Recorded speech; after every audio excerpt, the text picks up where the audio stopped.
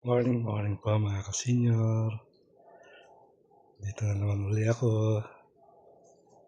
Pagtiyagaan niyo na lang po.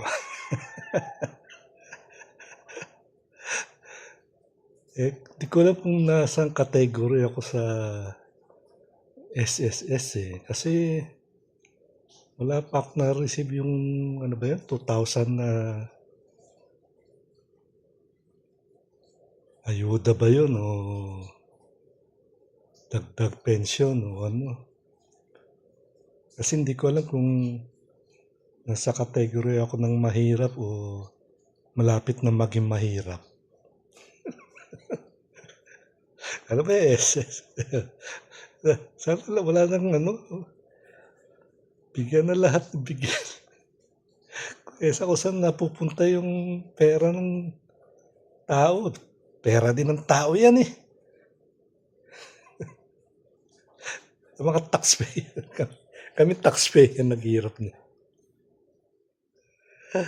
Ay nako, kaya madaming nag-aasawa kahit walang trabaho dahil may ayuda naman. Yan lang po.